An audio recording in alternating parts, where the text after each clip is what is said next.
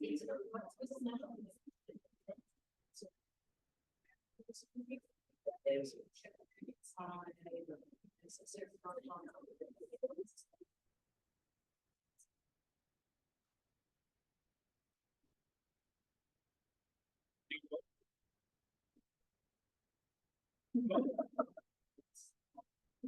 I said, it's got a pretty big.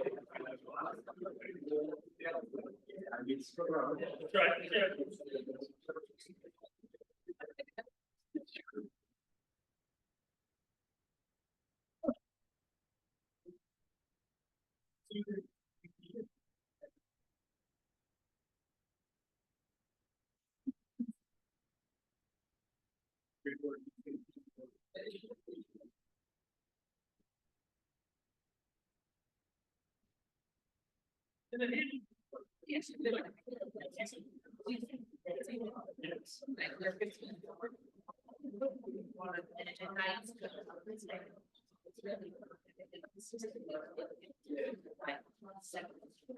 Time this thing.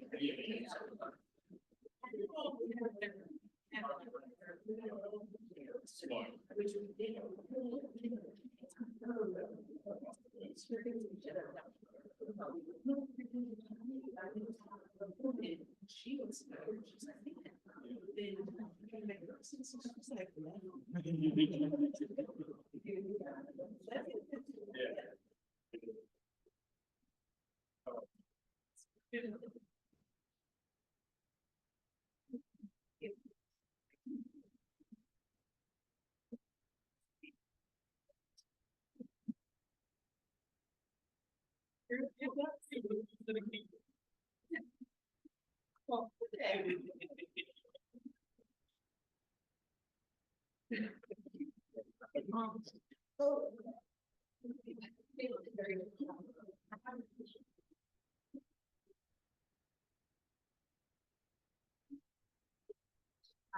series.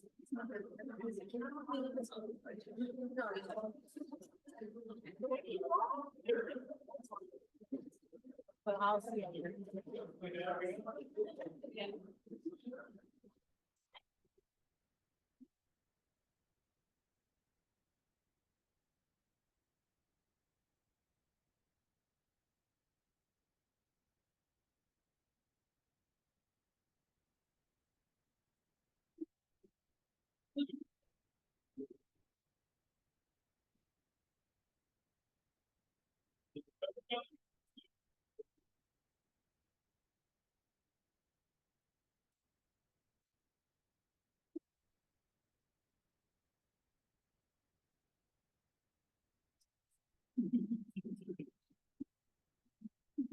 Thank you.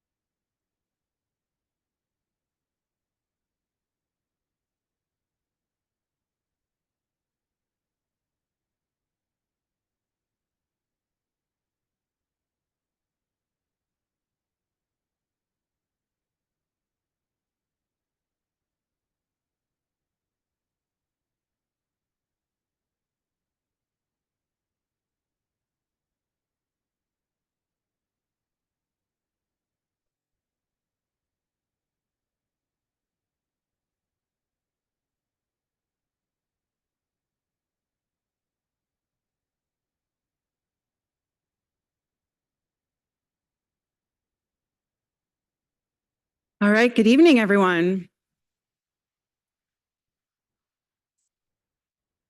One of our judges was detained in traffic coming from North Jersey. If any of you live or come from North Jersey, you might have some empathy for that. But we are going to get underway with the program. So good evening, my name is Tammy Dietrich, and I'm the interim dean for the TCNJ School of Business. I want to thank everyone for joining us tonight and for supporting the teams in the various ways that you do. I know we have our esteemed judges here tonight, but I also know in the audience we have family and friends and faculty, mentors to these teams, some alum, and we also have those of you that are joining us by Zoom. So thank you for taking the time to support these teams. Your support makes all the difference to these students. Tonight is the 14th annual Mayo Business Plan Competition. I am so excited for tonight, and I have the privilege of having been at every single one, and I am impressed each year, again and again, and I know you will be too. This competition started during the 2011-12 academic year, and it challenges students to come up with a business plan to launch a product or service. They've been working hard on this since October. This is not something you can put together in 30 days. This has been months of effort, and I applaud all of the students, whether they made it to just submitting an initial plan or they made it all the way to tonight. They took an interest in an initiative in investing in their learning. There will be monetary prizes given out before the night is over. First, second, and third place will receive $30,000, $20,000, and $10,000 on this stage tonight. So we know they're all winners, but now we get to see if we all agree in what order. We did begin with 12 teams. And then they got whittled down to 6 in the semifinals. And then tonight, you're seeing that top 3. Each team will have 30 minutes to present. And unlike in the semifinals, they can get interrupted at any time by the judges. During the semifinals, they were given uninterrupted time to present. But if the judges want to jump in, they're going to go ahead and do so. After the 3 teams present, the judges will take time to deliberate, and then we'll come back here and have the announcement of the winners. I do want to say for all of you, I just double checked mine, but if you could just put your phones on silent so you are not that person, that would be great. And also, I've been asked to remind everyone that there's no food or drink in the room tonight. Before I begin, I do have to say some very, very special thank yous. First of all, to Dr. Herbert Buddy Mayo. We wouldn't be here. These students would not have this experience if it was not for you. So thank you. Next, yeah.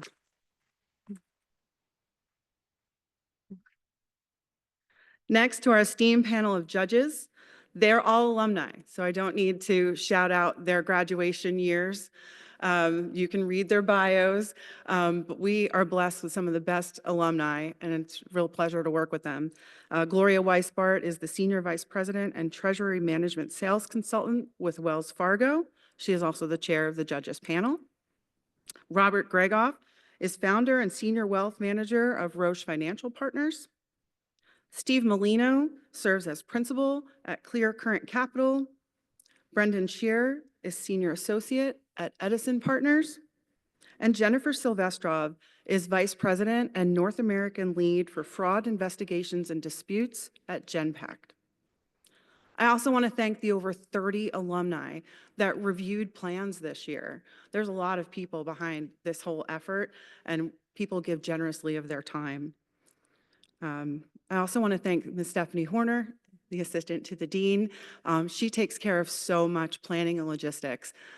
This wouldn't happen without her this year, so thank you. All right, so we have some housekeeping notes. Everyone's good with their cell phones. We are going to kick off in just a moment with our first team, and that is Team Confio.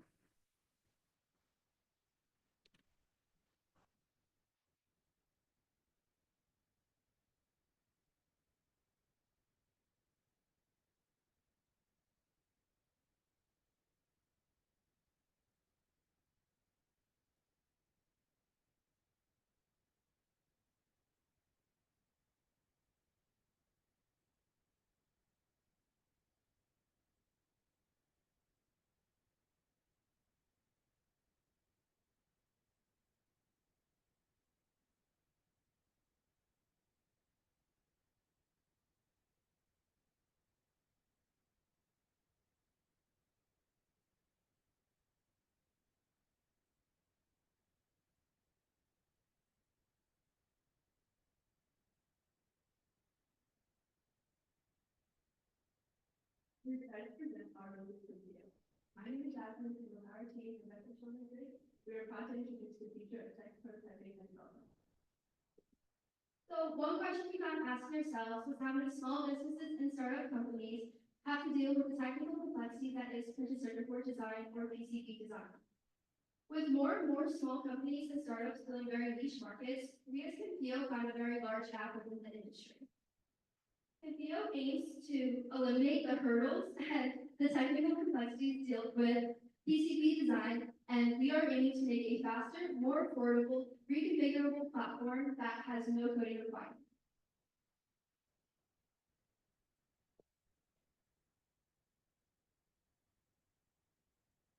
So what exactly is a PCB? A PCB is what powers and connects components on an electronic device. PCBs are absolutely essential for all modern day technology, and they make electronics more reliable, compact, and affordable. As you can see on the right, and also what you have in front of you, is a PCB. The PCB is the physical board itself, and the components are placed and routed on top of it.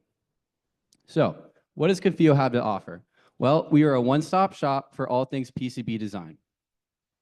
Imagine you're a power tools company and you want to develop a new smart chainsaw.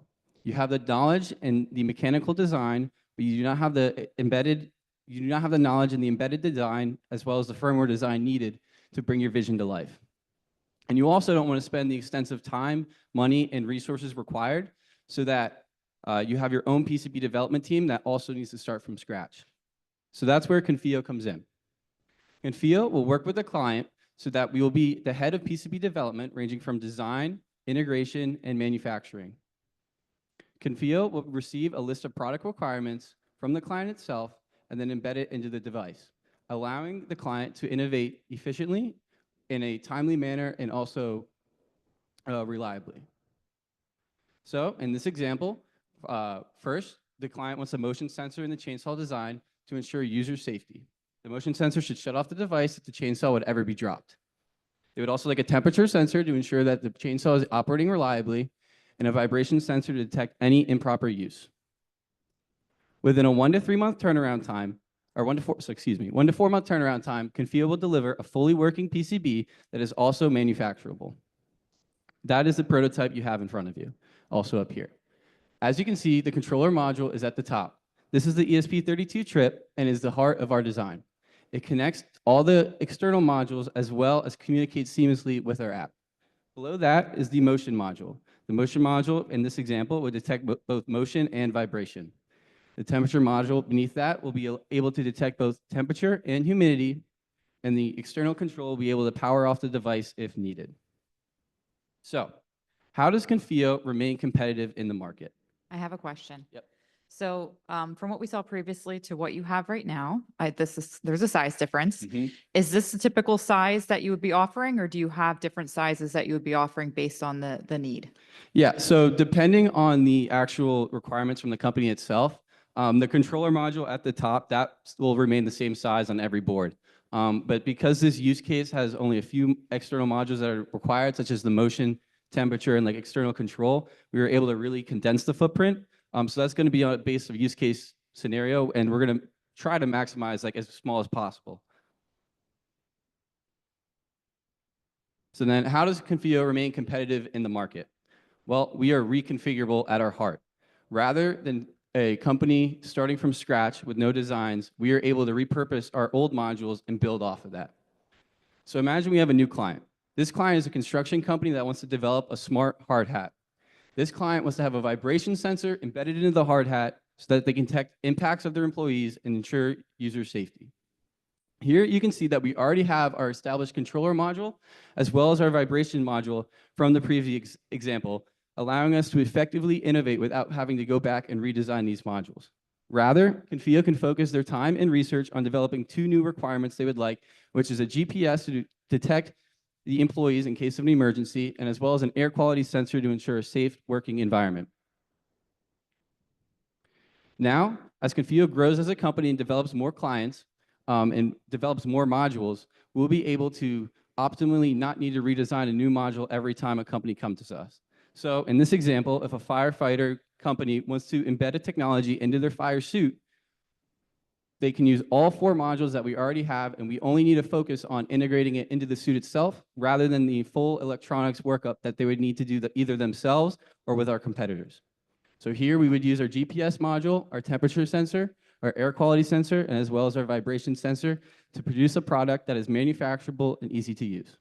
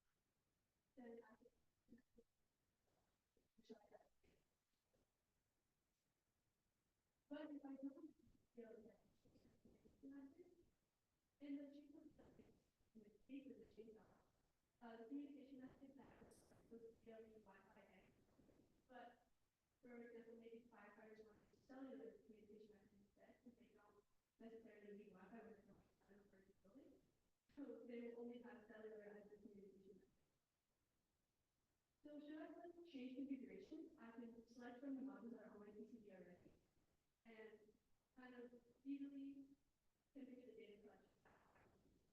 But so in preset one, select this button and below that, I can select the number of seconds and the rate as the data.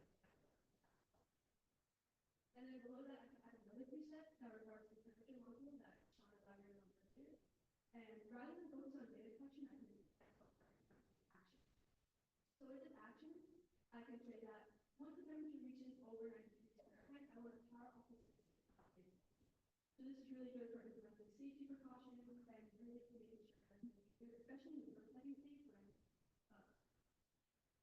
product is so unstable, we want to really protect user. So once you've got saved,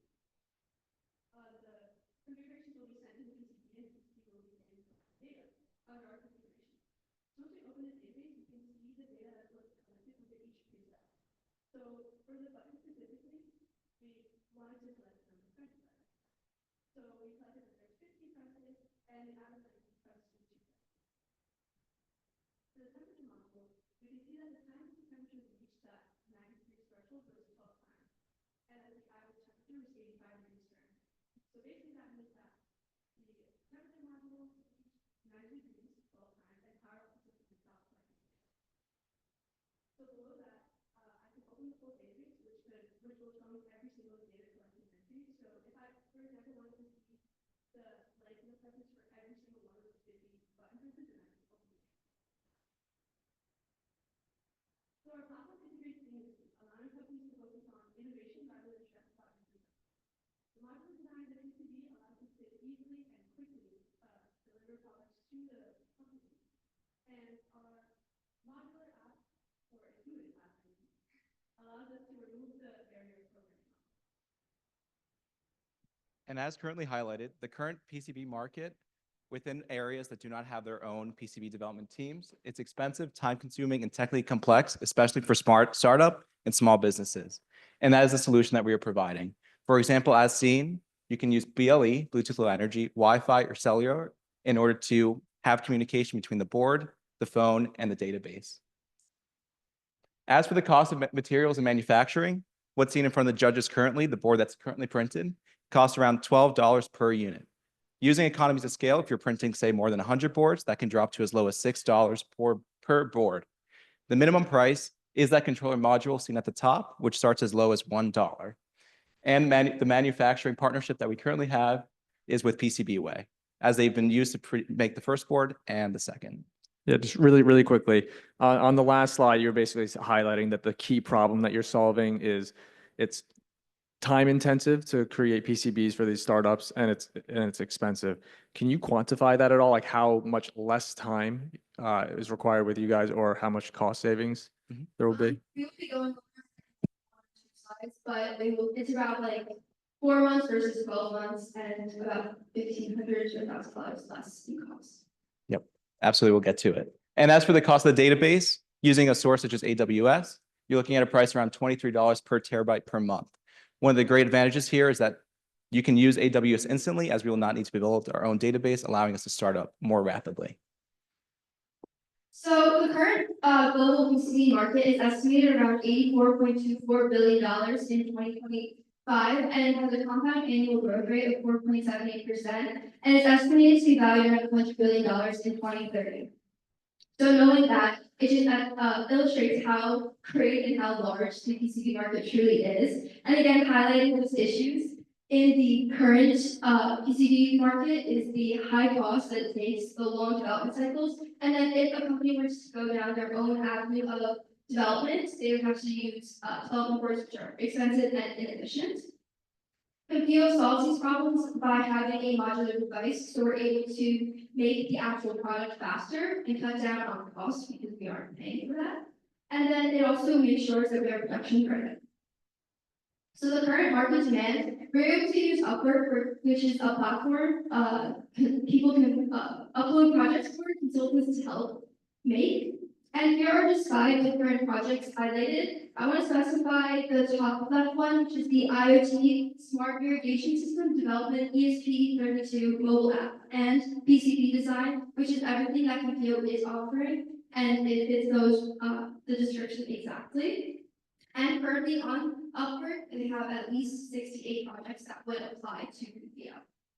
So I will pause you there for a quick question. I did want to ask, what are your thoughts around client acquisition and what you would do in order to penetrate the market? Are you going to solely focus on Upwork in order to have inflows, or what are you doing for client acquisition? So at the beginning of our launch, we started primarily on Upwork just to get some traction, get running out there, and build a reputation that is reliable for this company. And then we would outsource, or we would outreach to further cost, and we'll get into that more with the marketing strategies with using Upwork with how we want to go down that path. Thank you. So comparing and contrasting Confio with the other 2 competitors, the main 2 competitors are Arduino and Particle. The target audience, as we've mentioned for Confio, is the startups and small businesses, where Arduino really focuses on hobbyists and educators, and Particle really focuses on the large scale, already developed businesses in the IoT developing industry. Where Confio is really special is that we have no coding required. You don't need that technical background that typically you would. So with Particle and Arduino, you both of them, you need a lot of understanding of how to code to actually implement them successfully. The business models are very similar as from Confio to Particle, as we both have the hardware sales and also cloud subscriptions. Arduino does not, they only have the actual hardware sales and some minimal cloud support. And then scalability of all the companies. So Confio is aiming for scaling to small to mid-range companies. Arduino, since it is a development board, they aren't really able to be scaled due to their external sensors and modules needed for customization. And Particle really focuses on that large minimum high quantity orders from the already established businesses. And then possibly the most important part for small businesses and startups is the price per unit and how much it would be costing. For Confio, we cost around $20 to $30 per board. Arduino ranges from $30 to $150 per board, which does not include any extra sensors or modules that they would need. And then Particle ranges their boards from $40 to $60. So the competitive advantage that we have here, we have done a lot of research on how much, and we've estimated how much it would take for a business to actually enter into the PCB market currently. And we estimate it to be around $5,000, which includes the engineering costs, the assembly, fabrication, and the actual design of the PCB. And then for Confio, we are coming in around $4,000, so it's about $1,000 less, at the bare minimum of 50 boards for the order. And we also are charging for the exact same thing. And one thing I really want to highlight is with that $4,000 and $1,000 difference, is that the other company does not have an app associated already integrated into the system. So that does not include the cost that they would incur to actually make it a functional connection. And then again, on the timeline, if the company were to come to Confio, we would, in January, we would be able to have them a product by April, where other companies such as Particle, they don't have a design until December, since their design is not modular like Confio. Delving more specifically into those revenue sources, we have two. First is those PCB kit sales, which is that one-time revenue source. Secondly, is that subscription model, which is monthly or annual, which increasing in tiers will have advanced consulting services as well as maintenance and support. Talking more specifically, there are 4 main tiers, the first 2 being personal and basic. Personal is free, while basic will be up to 10 logins with 50 gigabytes of cloud support, starting around $150 a month. I'll add that these are still undercutting Particle by around 10 to 15%, depending on the tier chosen. As for Premier and Enterprise, this is when you are starting to put these chips into more full-scale production, such as Premier would be great for that firefighter situation where you have around 50 to 40 to 50 firefighters, right? Each one needs their own configuration. And for Enterprise, this is the full-scale launch. So some of our marketing strategies include personalized ads on platforms like TikTok, Instagram. I have a question on the last slide. Oh, sure. Just clarifying question around how product developers are iterating on these prototypes. When you sell a subscription to the team of product developers that's building like a smart chainsaw or something like that, Yeah. Are they more project-based where once they're done developing the chainsaw, then they're kind of done with your product, or like what keeps them coming back to continue? Like, is it just additional products that they're working on? Sure. So they'll have that original 50 PCBs that are made. And then if they're staying within that local small area, let's say only those 10 logins, it'd be appropriate for them just to stay within that basic. And the incentive would be that we would have that area to have the database, have the app. Should there be any issues, they can keep coming back to us to fix those problems. Yep. For example, they are developing the product, but for the firefighters, they're constantly using their chip. So it's not really just going to be like a development and they stop working with us. It will be that they continue using our app because they are constantly doing their job.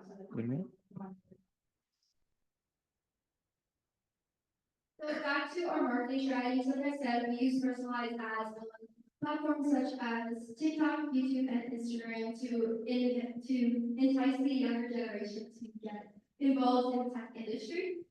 We'll also use LinkedIn since it is a more professional platform to cater and post more updates about how we're doing as an actual company. In addition, like I mentioned before, we'll use Upwork at the beginning process of Confio and get more customers, get that interaction, so we build a good reputation and relationship with them. And from there, we hope to have a referral incentive for those current customers for them to keep sending people our way to have a continuous flow of consumers, as well as using emailing is a very effective way where we think Confio would be super helpful and super successful for their specific business. I'm not aware of what IEEE is. Oh, yeah. Just a bit on that, please. So the IEEE conference is also something that we would be marketing at. It's just another way. IEEE is the Institute of Electrical Engineering. So it's just like our professional society. And there's a lot of conferences that they have yearly that we could go and demonstrate what Confio actually does, the modules that we already have on the actual PCB, how it integrates with the app, so that they can have that face-to-face interaction and have the voter confidence that they can see. And then actually on Saturday, we plan to present PPO as well, so we're getting traction there too. Looking now towards the rollout phase, right now we are in that development phase right now, which has produced those 2 boards that are in front of the judges currently, as well as we're continuing that project up until around May, June time. Continuing next would be that app to PCB functionality, specifically working on the app and integrating all those features for communication along with the database. In the 3rd stage, we aim to emulate what it would be like for a company to come to us and replicate what it would be like to build those modules, build the app, and see full customization. And in the 4th phase, starting around month 7, we aim to have our first client and have a real test to see how our app, PCB, database is functioning and which subscription model they are choosing and how that our data is performing. As for post-launch, this is where we aim to have multiple clients, whether it be in that early prototyping stage or at that full-scale production, and as we're able to balance all the needs that are demanded.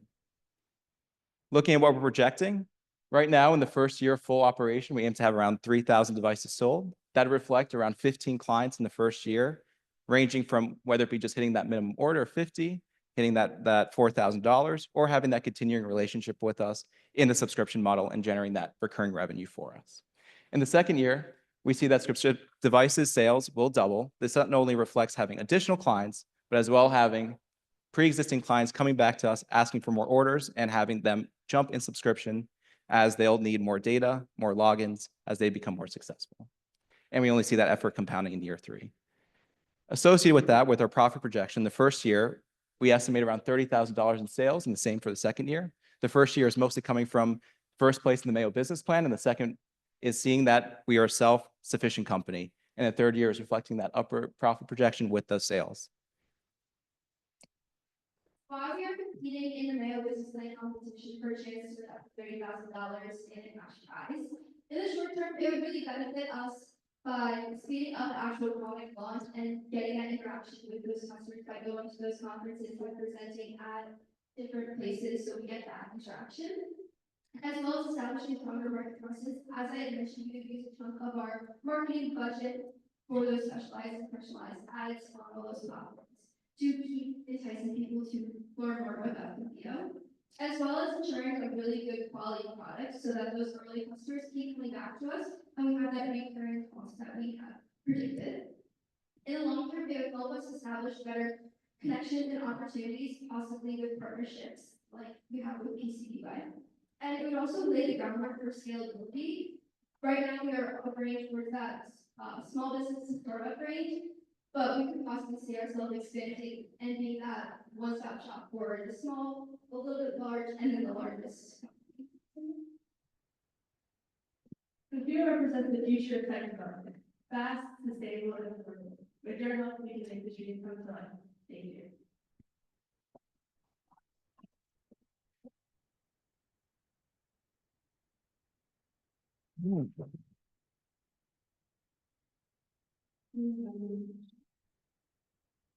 I do. I'm just checking to see if anybody Of else course. does. Okay. In regards to the app, so no coding required by the actual consumers. Who is doing the coding in the background for the app, and what sort of customization are you going to offer for the various industries that you're looking at? Yes, so have you guys. So we will be doing, we'll be doing the coding for the app layout and all the database interaction, all things like that. Because in the most basic, yeah, can you go back to that slide? Right there. In the most, no, in the subscription. Yeah, in the most basic subscription tier, it is that default app layout that I talked about, but under Premiere, for example, the firefighters should probably subject to Premiere because we would offer several different templates that you can choose from to specifically cater to your PCB modules. And then under enterprise, it would be, you would have full one-on-one connection with the company. We would develop the app because we already have the background work. So it would be very easy for us to develop that graphic user interface at 5 case for enterprise. And then my question is really just around, like, you put up some data or graphs on profitability and revenue and profitability. Apologies if I'm missing it, but when I look at the financials, I don't think I see salaries. Is that baked into that? Well, currently we are all committed to, for the first year, not taking on salary. In the second year, we would start playing that a factor. Is that shown in here? Because I don't think I see that. No, I would have to relook at it, but I could get back to you. Okay. Yeah, thank you. absolutely.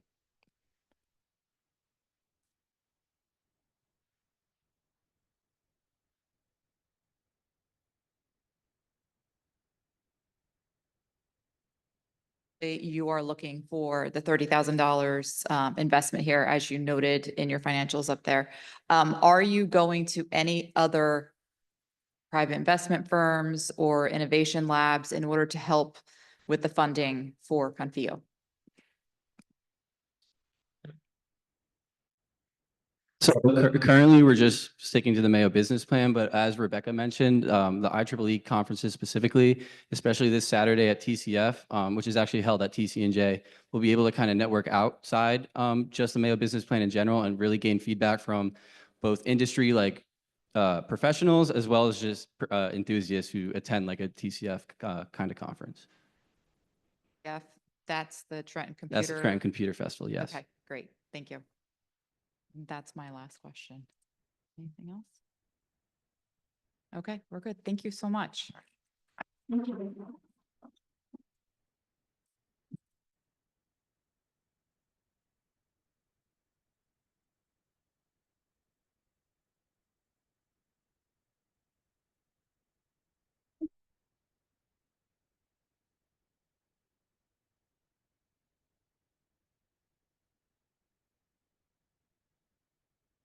All right, as you can see, a lot of work went into all this, right? So great job with Team Confio, and our next team is Team Juniper.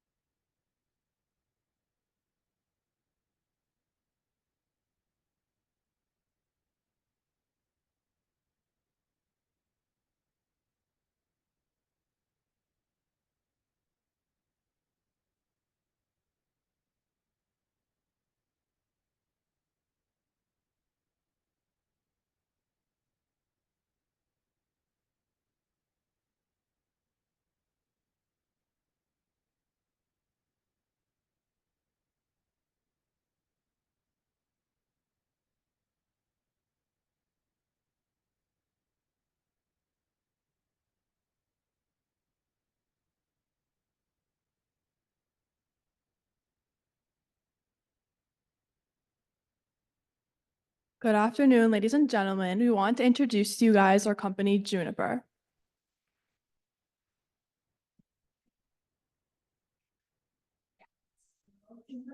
I am a senior biology major at finance minor, and I'm coming to Juniper with several years as an EMT, as well as 6 months of shadowing experience in hospitals across New Jersey. Hi everyone, my name is Nisha, and I'm the CEO of Juniper. Just like Jasmine, I'm an EMT, and I also have several years of experience in the healthcare field, shadowing and volunteering at the hospital to just have here in Trenton. I am Livia. I'll be acting as the CMO. I have extensive experience in market research and different digital marketing strategies for different companies.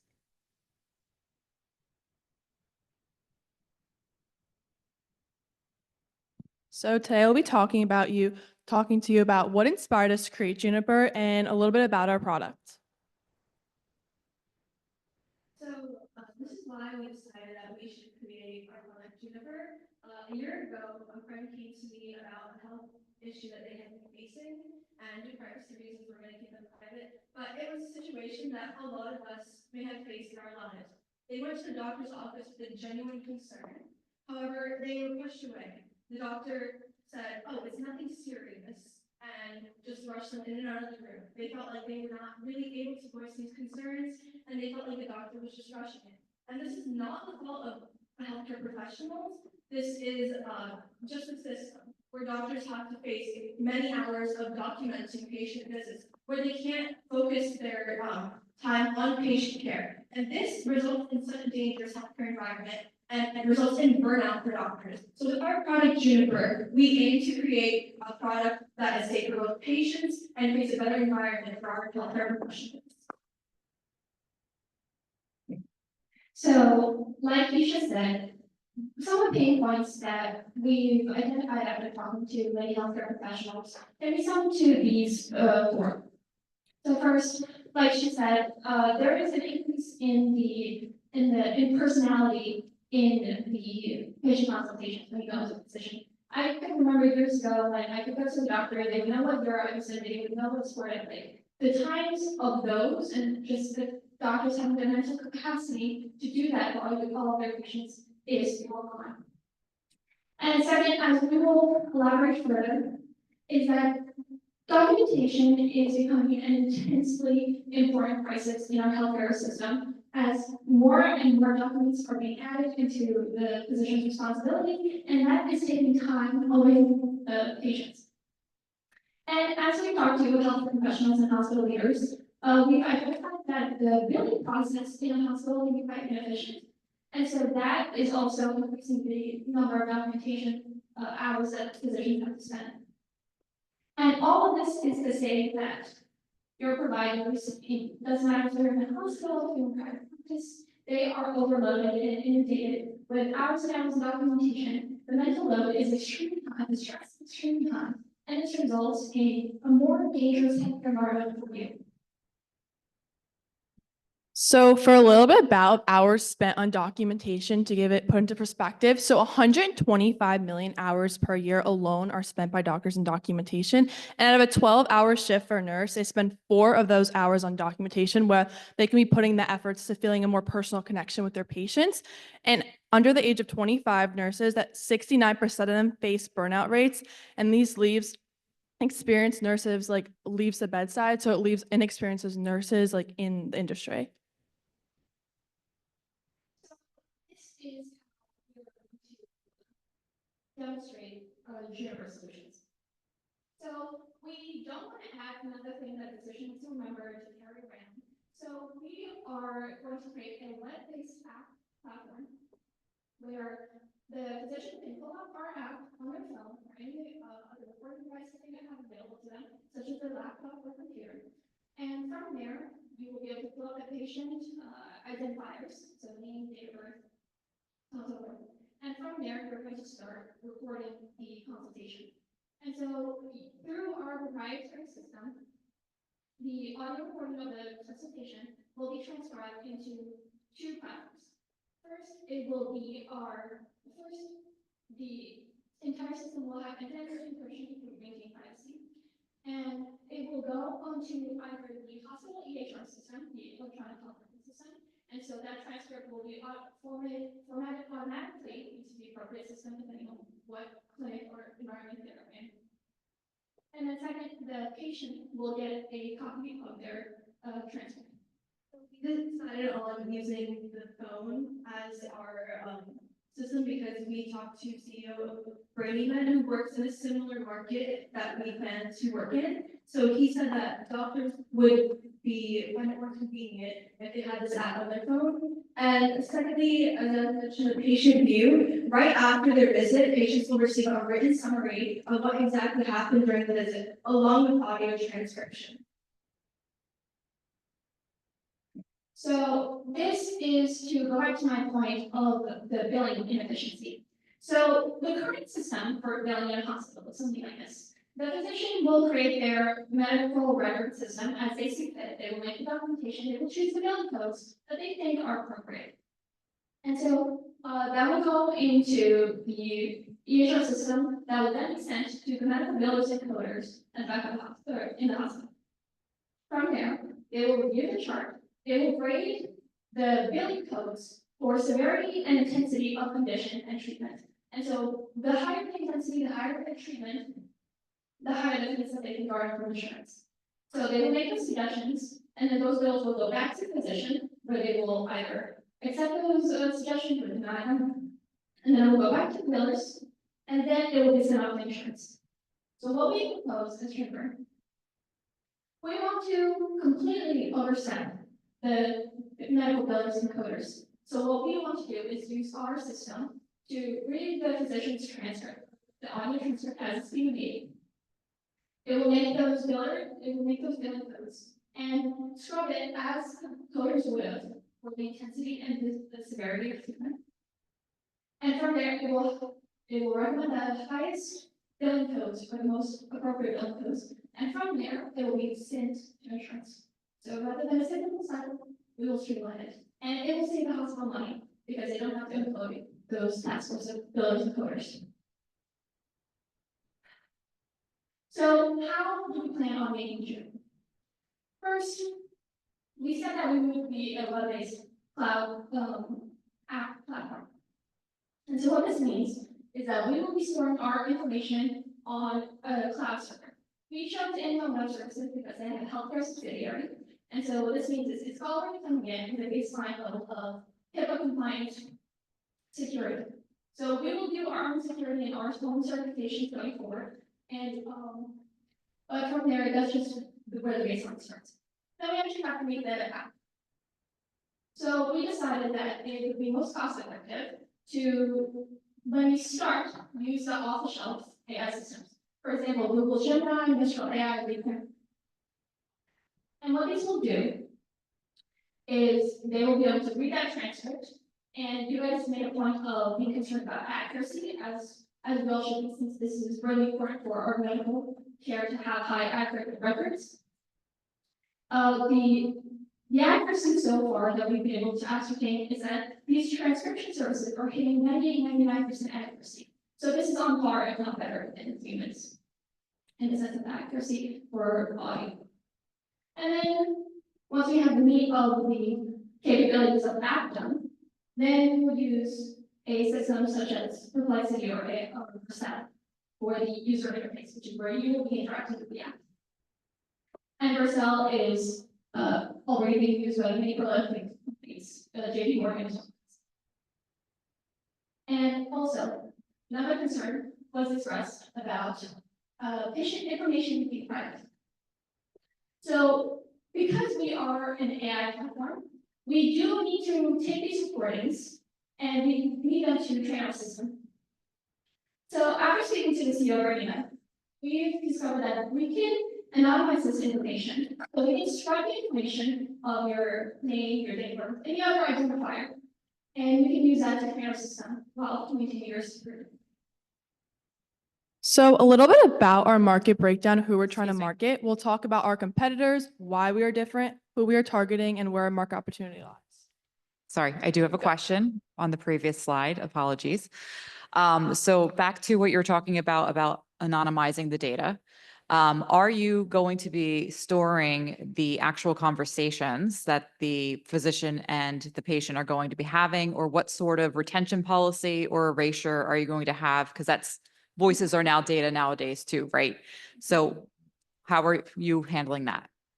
So what we need to do is once we have the product developed and once we have our developer team in place and our correctors, basically, that can read the transcript and make corrections to the system, then we believe we can get rid of the information. So we would either contact our web server or from our end, we would do our best to store the data completely and get rid of the recordings. But we do need it to train. So however long that cycle needs to be, that's all we will.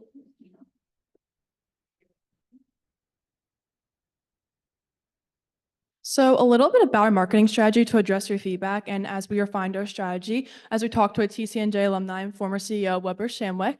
So he really talked about online presence. We want to build our online presence, make sure our website is up to date, optimizing with different SEO strategies, tracking different key performance indicators, and also social media. Social media is an extremely cost-effective way to target a bigger and wider demographic through LinkedIn, Twitter, Facebook, and also PR. PR, having different bylined articles, really creating those connections with journalists and media and having the availability to go speak at events and really get our name out there, as well as case studies. So as you guys said, pilot programs. We'll talk about that later on.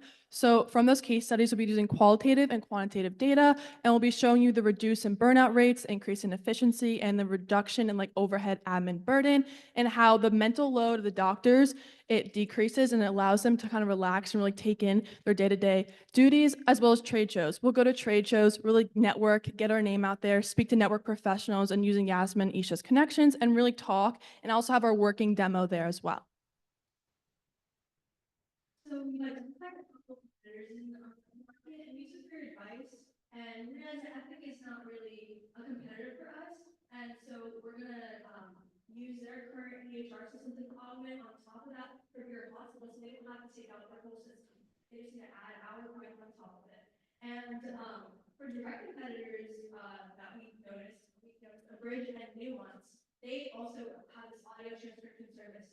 However, we've noticed some points of differentiation that we have between Bridge and Nuance. So we have real-time AI assistants.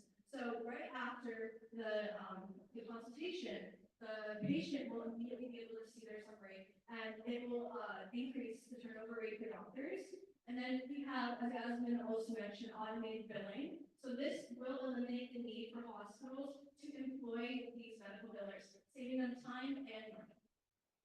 And furthermore, we want to include an AI-driven clinical decision support. So what we've seen in the current market is that in specialties like radiology, for example, where where an X-ray is taken, those are automatically fed into an AI system, and the AI actually will move the diagnosis before the physician even sees the scans.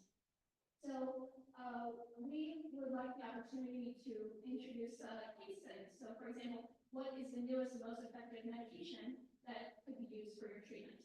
We would be able to show that to physicians without them having to go to some extensive amount of time looking for it. Furthermore, drug interactions. Physicians have to actually manually sometimes go up and look for drug interactions, so we can save them time there as well. As well as specialty-specific AI for higher accuracy. So what we've noticed with our competitors is that it's a very generic model. So you could be in cardiology and oncology and get the same system.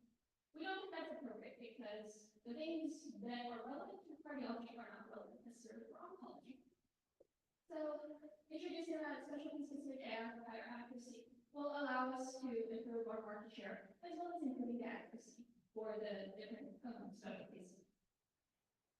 So to really talk about our market opportunity, for the market we want to target is nursing homes and smaller private practices. It costs for the other people like Epic $500,000 for these practices, and it's just really not feasible for them. That's not even including maintenance costs and other overhead costs associated. So it's really just not really feasible. So for our tier 1, we want to do a free trial, a 2-week free trial with 2 weeks worth of minutes. And to address your feedback, we also included a pilot program. And after the free trial, if they really like our product, they will go into a pilot program where they'll sign an agreement to give us a testimonial at the end. And also we'll do a case study on it, and that we post it on our website so other people can see like how our product is improving through different specialties and how it works. And from tier 2, we'll go into unlimited audio transcription. And then from unlimited audio transcription, we'll go into billing. And then eventually we want to go to tier 4, which is gatekeeping AI. And gatekeeping AI is basically essentially a patient can log into the portal and type a message in or a question, and our AI system will direct it to the department that is needed to answer that question. And if that question is a quick question, the doctor will answer it. But if it's a question that kind of needs more time or more explaining, then the AI will direct it to the patient for them to set up an appointment to the doctor. And we got to mention this.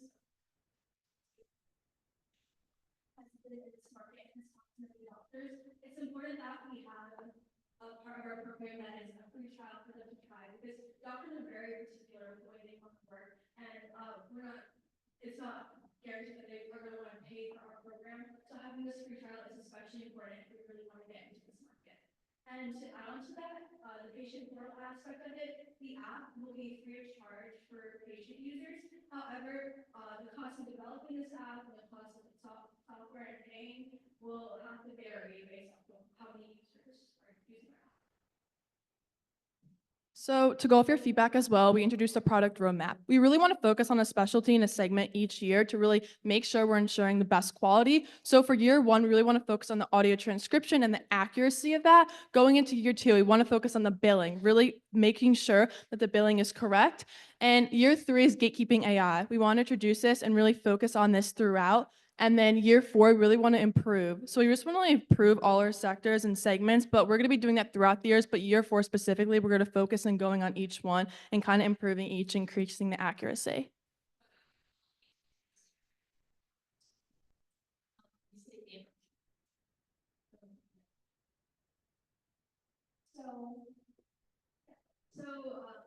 After talking to the CEO of Breakfast again, we decided that we need to add more to our team. So we will be bringing in a CTO and a software developer. So these two positions will be receiving a salary along with equity in the company, so we can align their interests with our company's success.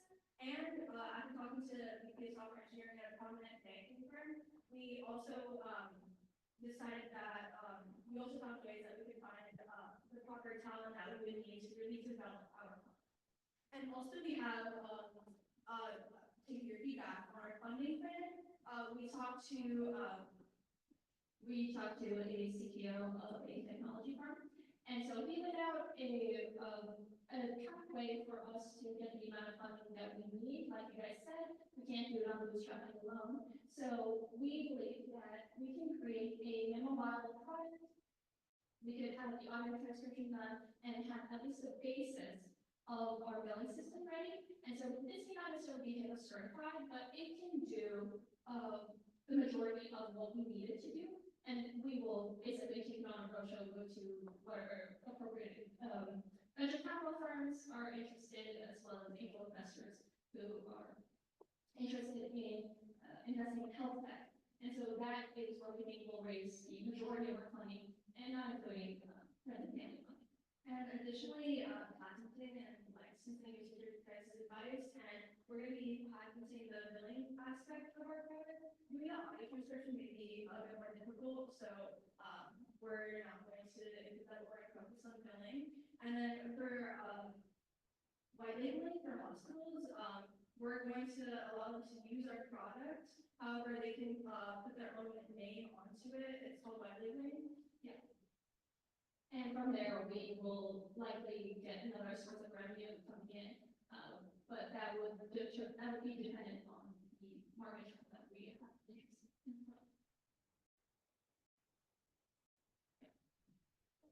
This is Sorry, I have a question.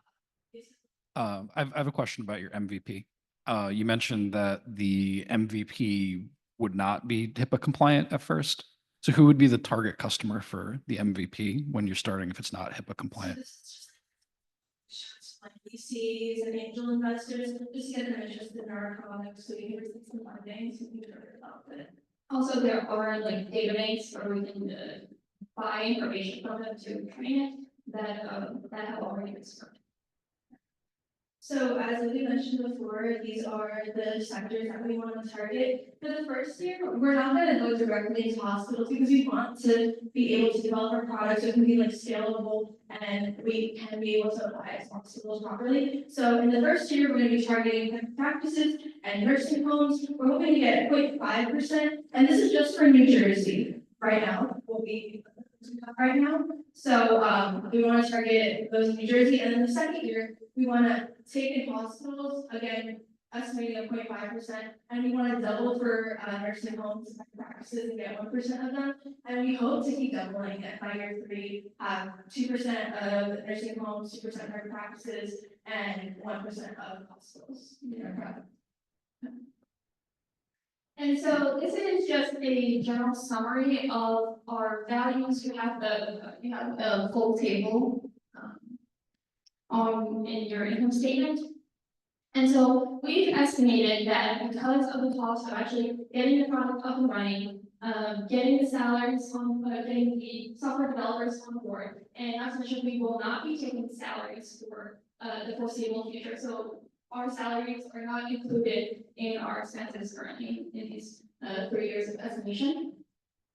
And so we expect to not be profitable the first year, but at least start to recoup some of the costs by the second year and be profitable and increase that significantly by the third year. And mind you, this is just in the New Jersey market. Excuse me, I do have a question in regards to barriers to entry, specifically around consumer adoption and who's going to have the onus of actually getting the approval or the permission of the patients in order to use this type of software? Because I would assume that that's something that would have to be done. Is that something the physicians would be responsible for? Have you accounted for that in, I think it was a slide before, the percentage of physicians in other places that you'd like to have this?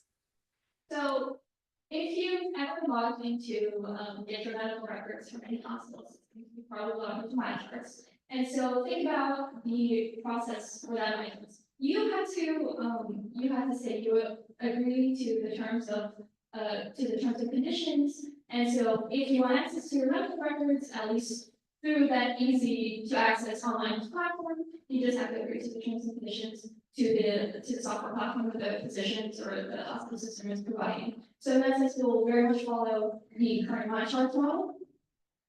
And there's another part of the question. I think that answers my question for physicians, but the consumers or the patients are a little bit different, right? Because you would be taking notes or it would be listening to an entire conversation, right? So are you going to rely on the platform or the physicians basically to ensure that you receive the permission for them to provide their voice and to have this transcription service? Yeah, so that is understandable that some people want to keep their privacy. And so what we will most likely do is we will educate the physician on where our systems go so that they at least have an understanding that should the patient ask questions, the physician will be their first point of contact. But we also have, we will probably have a customer service team to address those concerns. And also we will likely implement an opt-in system rather than an opt-out. So we will not be gathering information as a default. So you can agree to send us your information for the sake of us improving your information access. Thank you. And just really quickly on my side, so tied to the revenues and the income statement and all that, can you explain to me how you came up with your pricing model for the different tiers? So like just looking at what's provided to me in this presentation that I have, you have the pricings per user per month, and there's implementation fees. There's also additional prices that go up depending on the services that you're offering. Is it based on other software that doctors and hospitals tend to use in the pricing for that? Or is it based on the value that you're creating for them from saving on salaries for coders and billers, and you're taking a portion of that value that you're creating? How did you think about the pricing? We know money that physicians or providers will be saving in all three market segments, but that was just more of that was more for marketing for them to understand how much money that they can recoup from their own system. What we did was we looked at our current competitors and we said nuance was too expensive, a bridge also a little more expensive. So what we did was we really benchmarked against our competitors. Because like we said, we want this to be accessible because we understand the pressure on a healthcare provider. So that was not our intent to necessarily, price gouge as far as they would be willing to pay, but more against our competitors. So if our competitors' prices change, we will likely change that as well.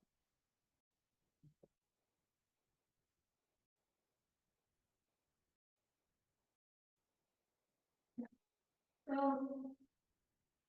like we said, we've spoken to several industry professionals to really get an understanding what the market looks like and to see where our services are most needed. So we spoke to Dr. Ricardo Perez, who is a TCNJ alum, and he's a regional chief of hospital medicine and health. So he has that experience in hospital leadership. And he was the one that really directed us to the subacute space, which is the private practices and nursing homes, because those systems are so clunky. And like Lydia said, that the pricing of Epic makes it really inaccessible. We think that the subacute space is really ripe for disruption. So to get our market, to get our product in, would be a huge time saver for those market segments. We also talked to Sashi Dars, the CEO of Bernie Med, and he kind of explained how there's an extremely bright future for this. And once you get a doctor on board, hospitals are now in groups. So the doctor really likes the product, they'll talk to the admin and they'll advocate for it in the meeting. So they're more likely to get on board. We also talked to Andy Plansky, former CEO of Weber Shamik, also TCNJ alumni. He helped us really refine our marketing strategy. And then our mentor, Sean Kelly, who's a senior strategy consultant, he also is TCNJ alum, and he really helped us refine our strategy and overall go-to-market. And then Amit Sharma, who's the AVP and Global PMO head, he really helped us with financial and how we're going to get funding for this.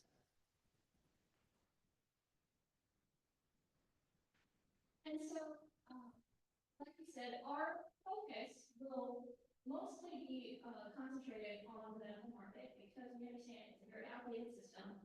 The people in the system are suffering. Us as patients are suffering because we are having to wait longer. We're having more bad experiences with our providers. We are seeing more and more medical errors happen as a result of that. And so we think that is where morally we think our help is most needed in this space. However, we do have ideas with obviously once we're fully established, once we are comfortable in our income revenue, to expand our services into other services, other industries that could benefit from an audio transcription service. For example, law with like depositions, with courtrooms. So we just think that's an interesting opportunity to branch out later on. But thank you.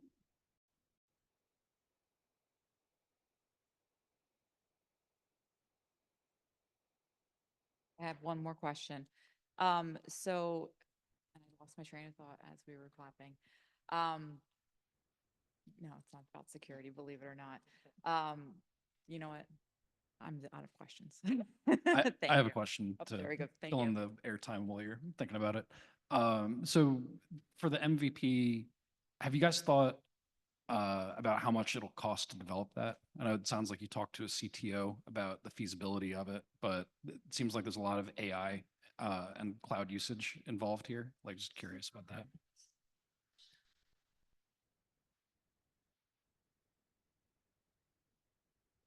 From angel investors or VC funding, we can hopefully further develop that and get more interest in it. Yeah, and also we did a price estimate on the web services that we would be using. So for example, the Google Gemini, Mistral, Egram, and Vercel, we did a cost approximation and it would not even reach 5,000 to at least use those services for, a full year. Sure, that's the cost to deliver the product to the customer. I'm asking like the actual cost to develop the MVP. So we would, I believe we can get, based on our estimation, we can get a product out, albeit not fully developed, but within 6 months' time, just because these systems are really sophisticated. So we can estimate that half a year's worth of salary for a developer, and including, like I said, the cost of serve of the AI platforms. We don't even necessarily have to have it on the cloud yet. So an approximation would be that amount of time, including our relevant expenses come up.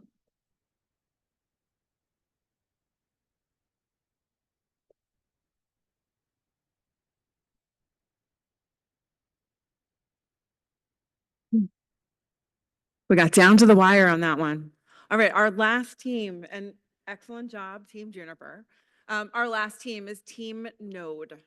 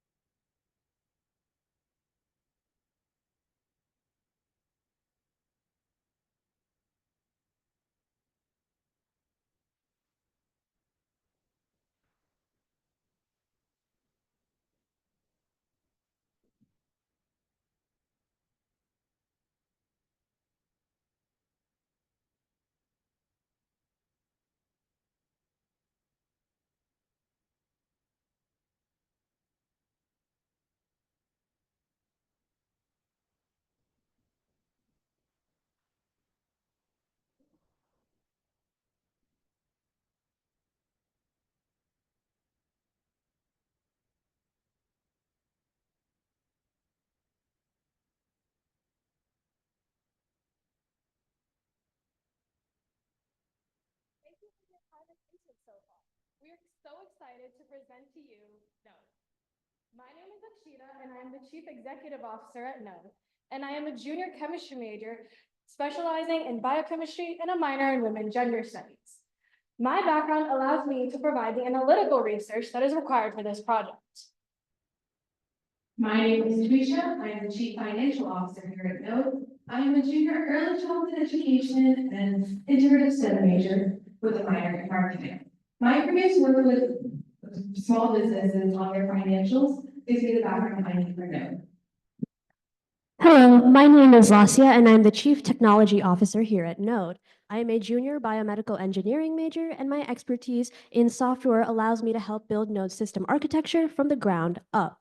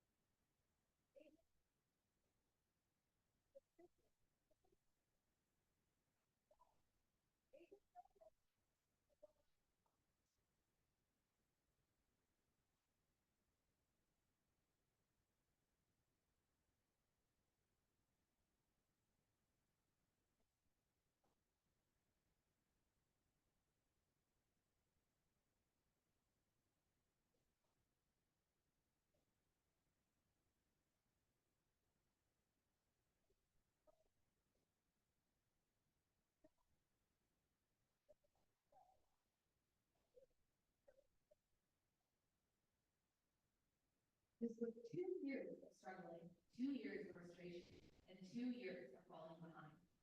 Aiden is not just a cute little cartoon character. He's a student I worked with this past year in my student teaching program.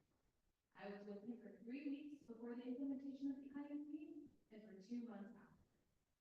The differences, they were drastic. Not only was he able to fall in line with his peers, he was able to enjoy his educational experience. After speaking with his teachers, I learned that the biggest issues were a lack of communication as well as issues with student information. The system kept losing the files for correction, causing even more delays. AJ isn't the only case we see. AJ and 3 million students currently struggle without an IEP in place in the classroom. Most student information systems are designed to create the educator's lives easier. However, most student information systems, based on our own research, say that most student information systems make the simplest tasks harder. This makes it difficult for the student to do well in the classroom. Enter Node. Node is a web-based application that we created designed by students for students, user-driven and purpose-built. And our mission at Node is to bridge the communication between parents, educators, and healthcare professionals by prioritizing a seamless and collaborative platform that supports student success. As you can see behind me, these are the current user-reported pain points in SIS systems today. Beginning at disjointed systems when users report that they are not able to effectively communicate within the platform with other users. This creates delays for the childcare within the classroom.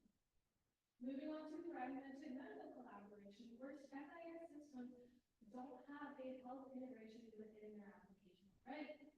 Due to this, healthcare providers are not able to communicate with the educators in the classroom, and in the end, the student suffers. After this, most users also report having poor mobile functionality.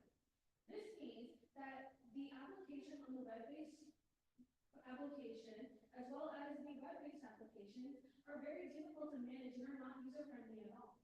This hinders parents who may not be as technologically advanced to access their student records. And because of all of these pain points is the decline in student success.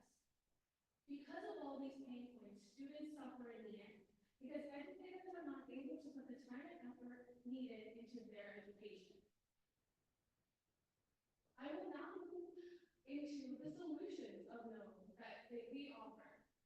The solutions that we have for disjointed systems is offering a unified educational ecosystem, meaning that all users will be able to effectively communicate within the application, which would reduce the communication time between all parties.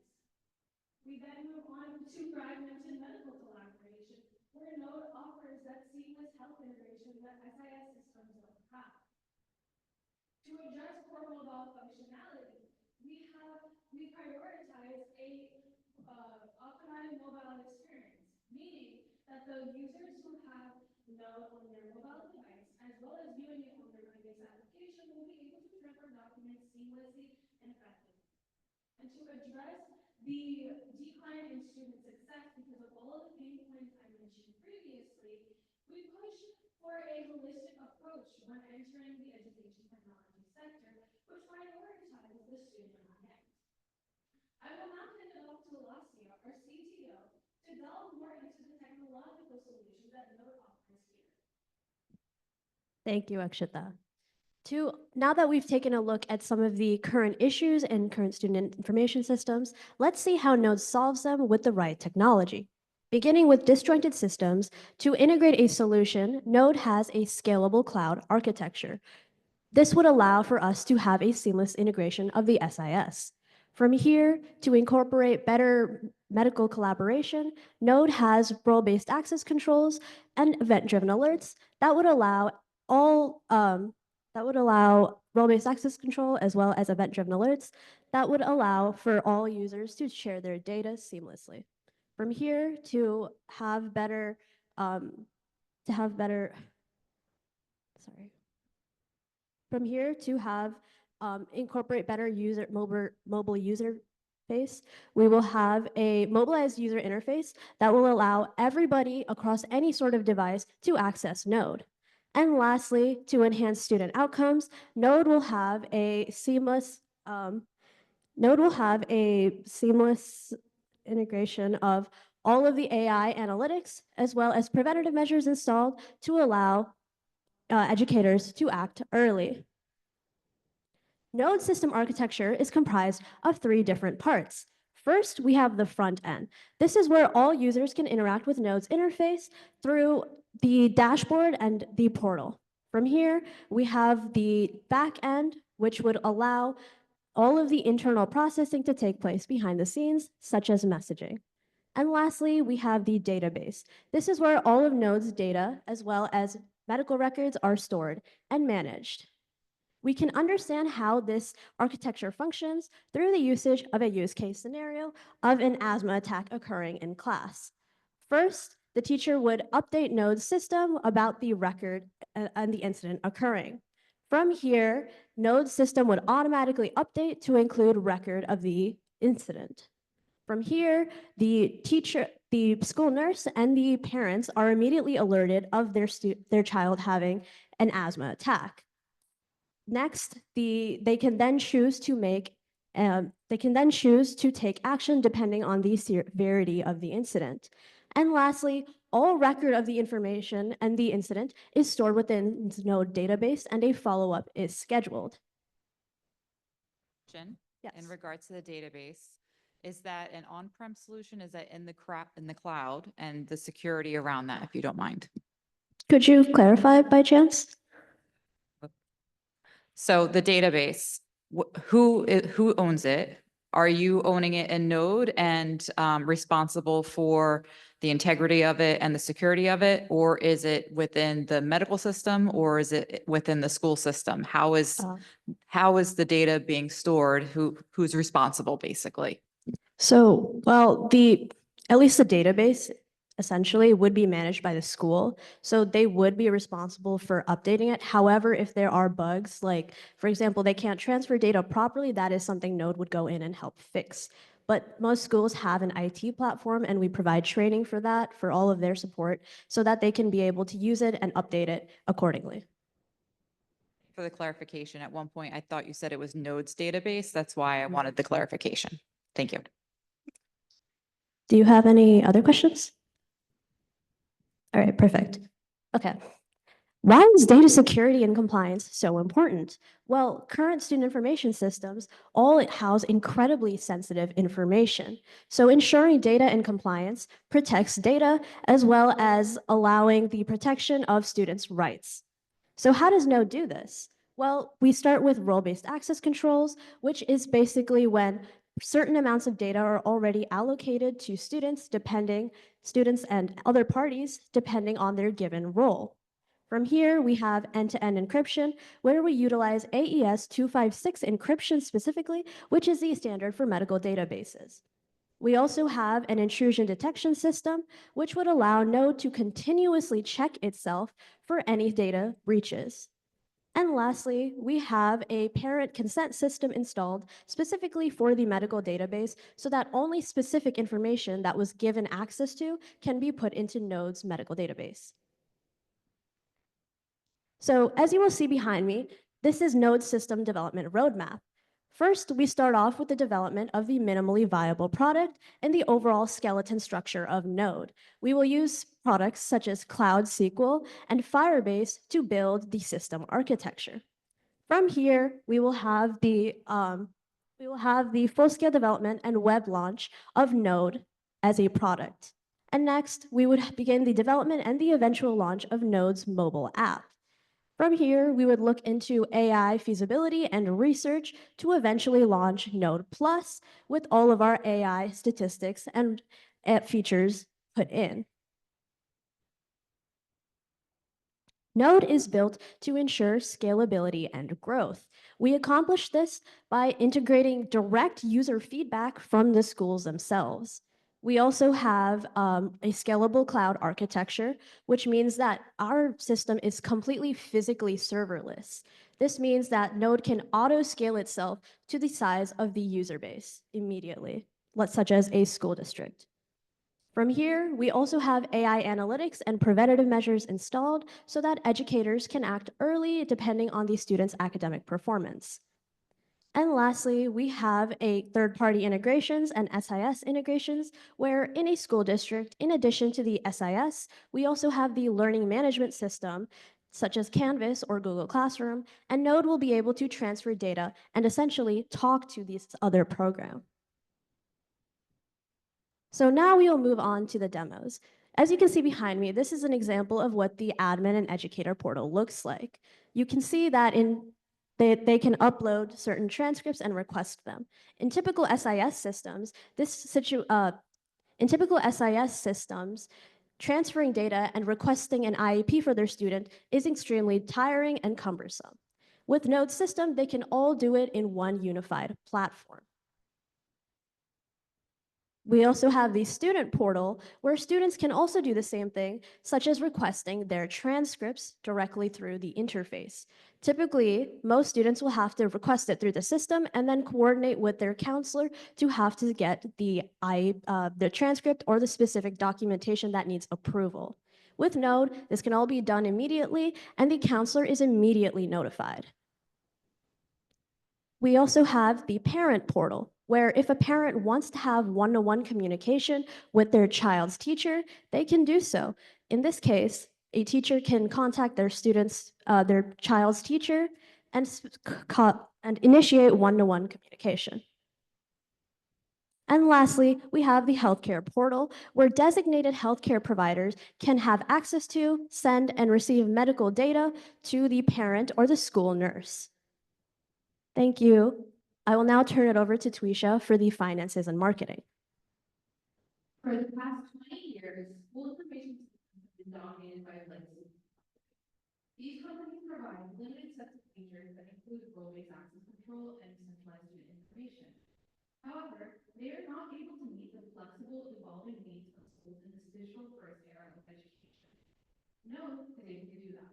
Not only do we provide the features of basic student information system, we also provide Node-specific features, which include multi-access linking, a centralized medical database, as well as content reporting. Node will be using a industry-standard pricing method of charging per student annually to the school. We will be charging $17 per student for Node Basic. This will include all of the features of a standard student information system, For just $10 more, Note Plus will be offered at $27 per student. Note Plus will offer all of the features of Note Basic while giving you additional features that are AI, such as AI integrated analytics, as well as predictive tools for at-risk students. The educational technology market is rapidly evolving.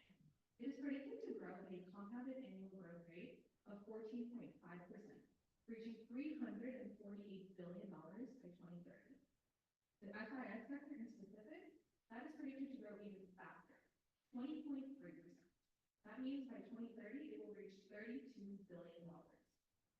We plan to enter this market through K-12 private and charter schools in New Jersey, of which there are 205. This demographic is specifically interested in moving on with their new tech solutions as well as has the resources to allocate for them. We will then from there expand to all of the K-12 institutes across New Jersey, then through the tri-state area, and then nationally. We will also then plan to expand to secondary and post-secondary institutions across the country. We will market Note using 5 distinct tactics. Our first tactic will be publishing thought leadership and content marketing. We will work directly with industry professionals to publish research papers, industry reports, news articles, blog posts, and podcasts about the current state of education and how Note can help fix some of those issues. Our second tactic will be to do targeted outreach to decision makers. These decision makers include administrators, school board members, and principals, anyone who has power in the school system to make these changes. We will be doing one-on-one demonstrations and meetings with them, as well as providing them with personalized email campaigns that show exactly what Note can do for them. Additionally, we will be leveraging professional social media channels such as LinkedIn to further the reach of them nationally. Our third strategy will be to attend conferences. At these conferences, we will be hosting live demonstrations and workshops to show exactly how Note functions on a day-to-day basis. These conferences include the National Educators Association, the New Jersey Educators Association, the American Student Health Association, as well as the Future of Educational Technology Conference. Our fourth marketing strategy will be to form strategic partnerships with various organizations. They include parent-teacher associations and school nurse organizations who can advocate for Note within their own systems. Along with this, we will be working directly with our schools that are using Note to act as a referral system. And lastly, we will be taking our own pilot testing data to advocate for Note. The data we derive from beta testing, as well as any testimonials that we gather from our users, will be used to advocate for Note. Another important thing to note is that we are ensuring that we take every bit of feedback that we receive from our users and using it to further enhance Note to make sure it is the best platform it can be for all schools. Our market entry strategy is split across 3 phases. The first phase will be assessing schools' needs. After speaking with several educators and administrators, we have learned that the pressing needs in schools right now are ensuring that they have a unified and secure platform, have seamless integration with all of their current information systems, as well as any other systems they use, and lastly, ensuring that there are faster processes across the school system. We will be specifically targeting schools that are in the private and charter sector, as who are tech forward and focused on learning, optimizing their learning outcomes. We will be assessing Note success through 3 key performance indicators: faster IEP implementation, lower administrative burden, and overall increased student success. We will begin our enterprise sales process through marketing. This will create awareness and recognition of Note's brand. This will be done through the conferences as well as the targeted outreach I mentioned previously. From there, we enter the decision-making phase. During this phase, we will be talking one-on-one with the schools. We will be giving them demonstrations as well as providing them with data to show exactly how effective Note is. After the adoption of Note within the school district, we will ensure that we help them with onboarding training, as well as provide them assistance in transferring records from their old system to Note. And lastly, we will also make sure that we are giving them continuous updates and customer support throughout the entire process. Our go-to-market plan consists of 4 phases across 4 years. The first year will be building market validation and awareness to further the reach of Note and put its name out in the world before we even launch. In year 2, we will be launching Note Basic and creating some early adoption. This will be done with all of the schools that we discussed in the private and charter sector. And then in year 3, we will be launching the mobile app, creating an on-the-go feature for anyone who needs it, parents, teachers, anyone. And lastly, in year 4, we launched Node Plus, which will create an advanced model as well as even greater expansion. Our project timeline is split across 7 phases. Year 1 will be spent on developing the foundations of Node. This includes building the minimally viable product as well as gathering the initial funding. This funding will then be taken into year 2. In year 2, we will be developing all of Node Basic plus its accompanying web platform. That will be launched in Q4 of year 2. In year 3, we will be developing a mobile application with launch planned for Q4 of year 3. And lastly, in year 4, we will be developing Node Plus with all of its cohesive AI features and launching that in Q4 of year 4. With the $30,000 earned from winning the Mayo business plan competition, we plan to spend a majority of it on development and maintenance. Additionally, we will be spending on insurance fees, cloud storage fees, accounting fees, as well as legal expenses. All of these expenses ensure that Node is a robust and secure platform. Additional expenses will also include travel costs and marketing, as well as the publishing costs of the application. In year 2, we expect to see $900,000 in funding. This comes from a variety of sources, 75% from venture capital, 15% from grants, and 10% from fundraising from family and friends. We heard your concerns regarding the venture capital. However, after doing a lot of in-depth research, we realized that education technology is a rapidly evolving market that people are looking to invest in, especially following the COVID-19 pandemic. In year 3, we expect to see our first stream of revenue. This will grow as Node evolves. In year 3, we expect to have 15 schools in our docket with 3,600 students across them. That grows in year 4 to 40 schools with 20,000 students. And in year 5, that grows even more to 55 schools in using Node Basic with 34,000 students among them.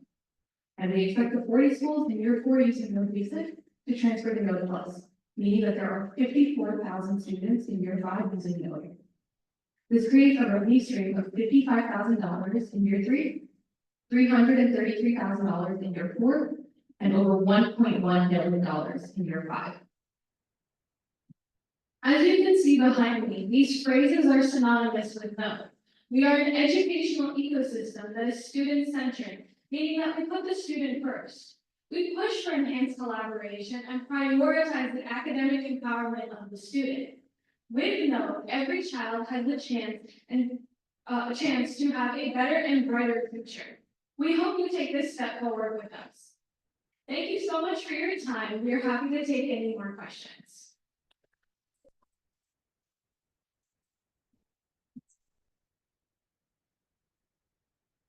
All right, just quick question on my end, and nice job on the presentation.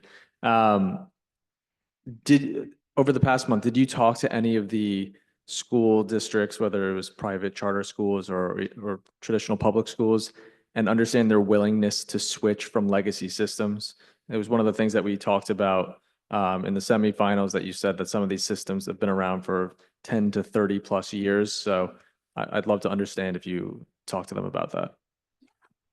So the legacy systems that are currently in place have all the laws that were outlined previously. However, within the month from semifinals to now, we reached out to educators, we reached out to parents, we did our own research and created the survey results that are actually included into our business plan at the end, where it outlines that these people are currently having these problems right now.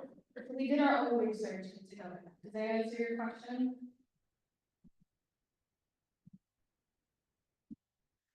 No, that I love the primary research, and that's super helpful. It almost hits on the question, but I'm really trying to not understand if they have pain points with the current systems, but if they're open and willing to switch from these systems, because they're legacy, they're embedded in the school and the entire processes that have been around for a while. So that's what I'm really trying to understand. The question was directly asked them after pitching Node to them as well, and they are very open to adopting an SIS system that is able to take care of all of their needs. Thank you. So my question is a little bit of a clarification, because I think the example that you talked about in the story, which was great, made it more personal, but is there an element where you're bringing in the physician of the child into this? I don't think I saw that through the presentation. Is that part of the collaboration piece where you have the child's PCP that's involved in the system? I think that was something you talked about in the semifinals, and I didn't get that here, but I wanted to clarify if that's still part of the solution. Could you rephrase your question just a little bit? Does Node also connect to the primary care physician of the child? I think, Lasia can answer that question more for you. Yeah, of course. In addition to IEPs, yes, they can connect immediately to their child's PCP. So that healthcare provider portal we saw, that would be connected to like that PCP's clinic. And that's how they can upload like a doctor's note or specific medical forms like sports forms directly through that. Great.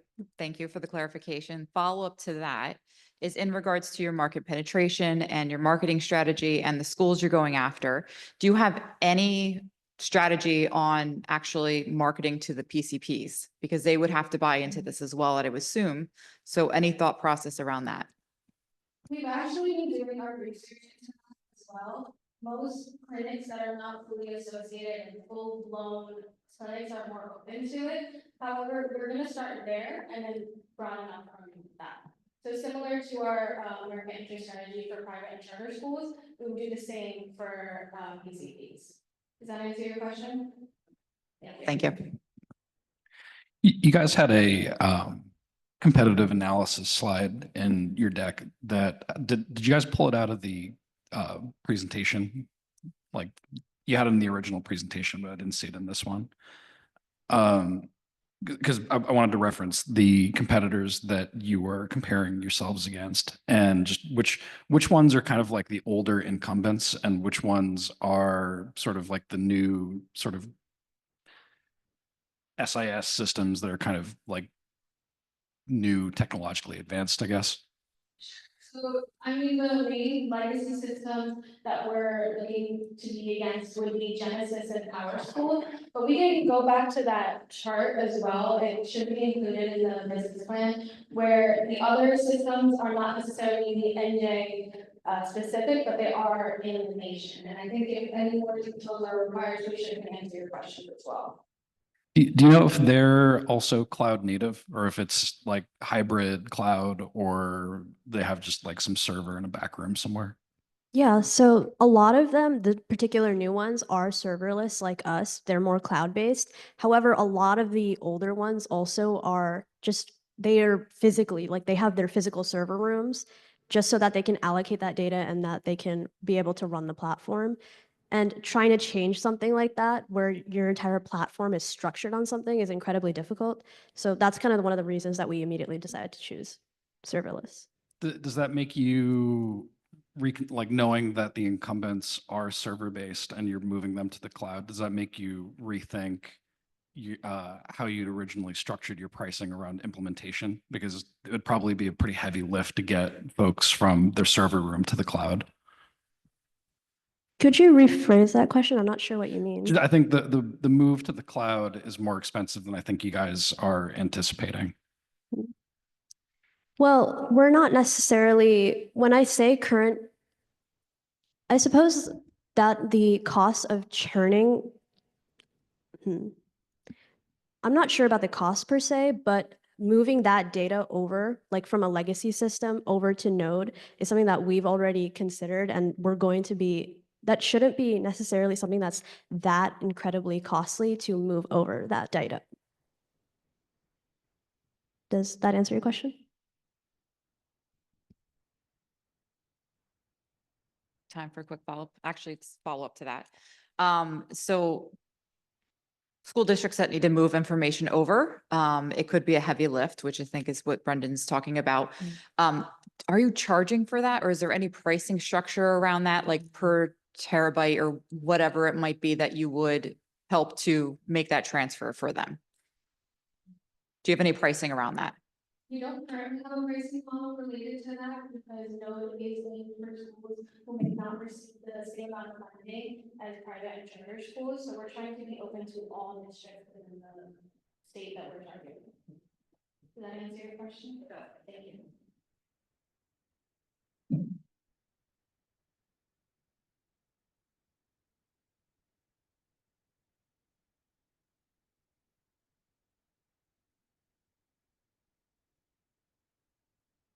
All right, thank you, Team Node. All right, you might need to stand up, do the seventh inning stretch right now. We're going to give our judges some time to deliberate. There's some refreshments outside. Please help yourself, and we'll be back shortly.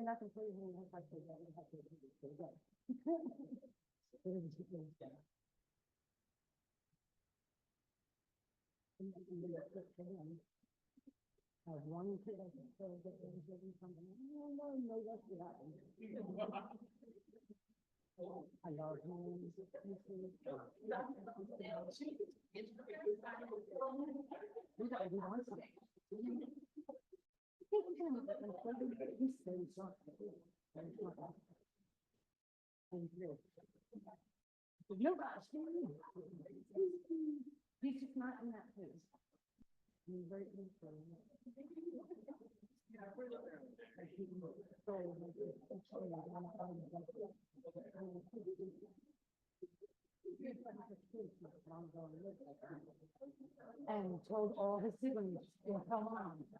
Don't tell mom I'm in the hospital. My little one, that he said, the baby's not, guess what?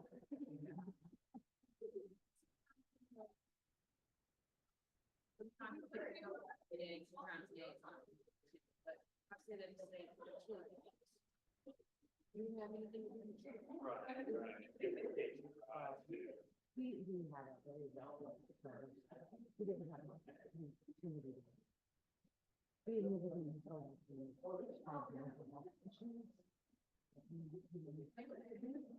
the police and stuff like that. One time. So maybe that's why I was catching up to the. Oh, yeah. He didn't have mind to say, my young brother, now that my puppy didn't in the first, he gets it. I miss it, he's got a phone, he's got, like, I need to catch up on the phone. I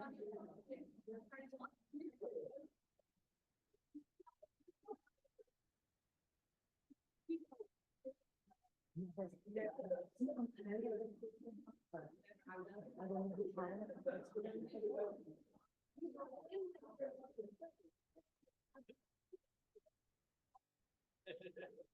I'm sick of it. I'm really hard. Yeah, the maturity level.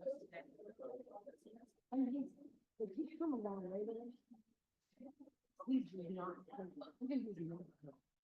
And he's confident.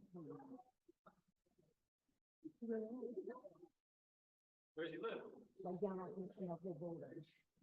It is, it's really rough. Look about it. I really, and I'm not doing that. I do. And it's, you know, kind of nice, and, you know, it's hard. You can, you know, it's really.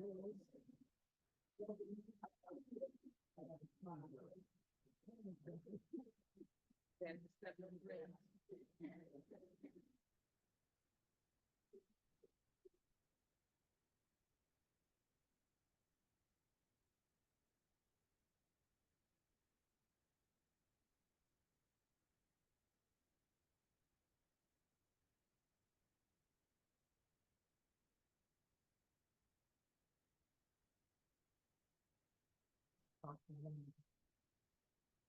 Yeah, the bottom.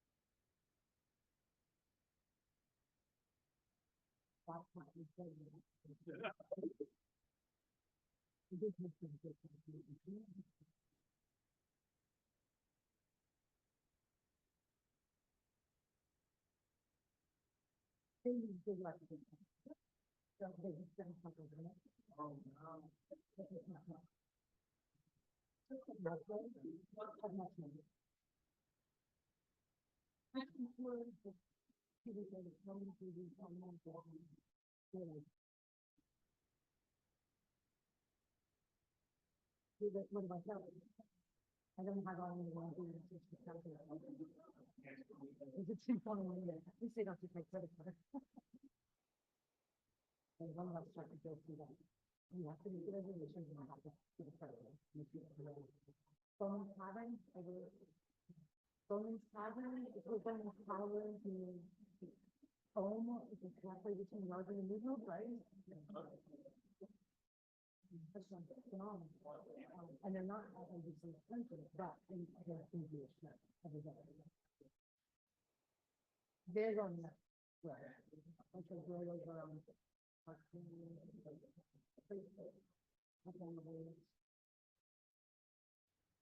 yeah, it's.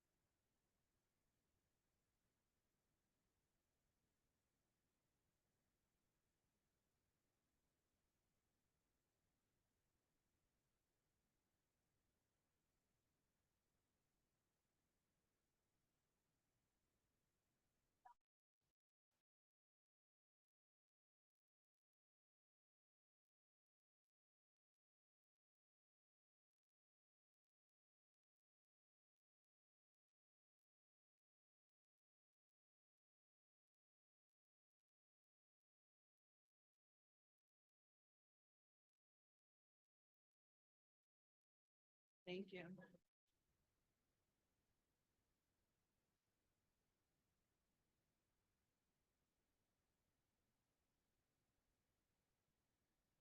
All right, it was really tough deliberations, and I don't get a vote. I just get to stand there and be really quiet and be like, It's an interesting position, but I'm going to hand it over to our chair of the judges, Ms. Gloria Weisbart, and she's going to tell us how everyone placed this evening. So thank you, Gloria. Is this not working? Oh, So before we announce the winners, I just want to take a moment to acknowledge all of the teams, the incredible effort, creativity, and determination each of you took to get to this point. It was a lot of work, and we recognize that. The level of innovation and strategic thinking we've seen is truly inspiring, and it's a testament to the bright future of business and entrepreneurship. Competitions like this aren't just about winning. It's about your learning, your growing, and pushing yourself beyond your limits. So fortunately or unfortunately, there is a ranking, and we are going to announce the $10,000 prize is going to go to Confio. Thank you very much.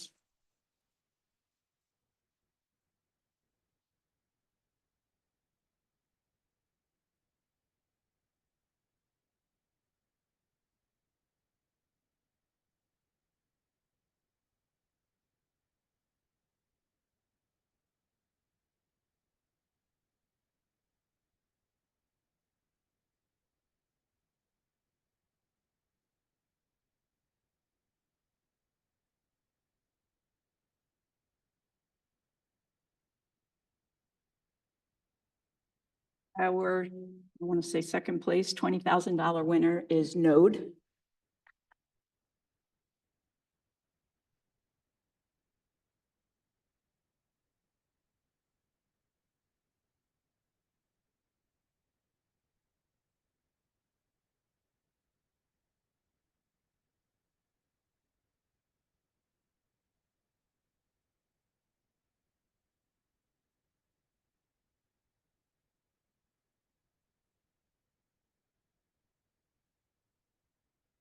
$30,000 winners, and first place is Juniper.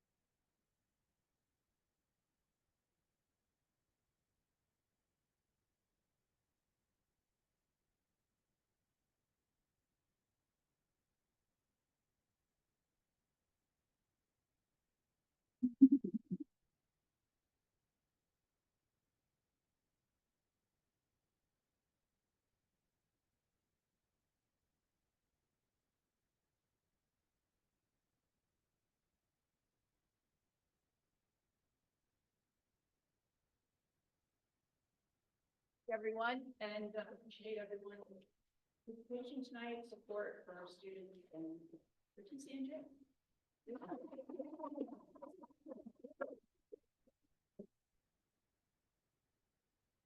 We're going to ask our winners to all of you to hang around for some photos.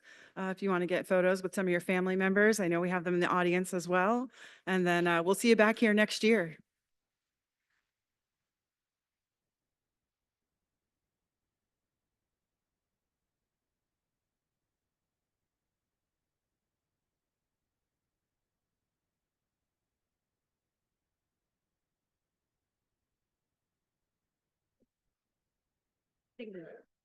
Take a deep breath.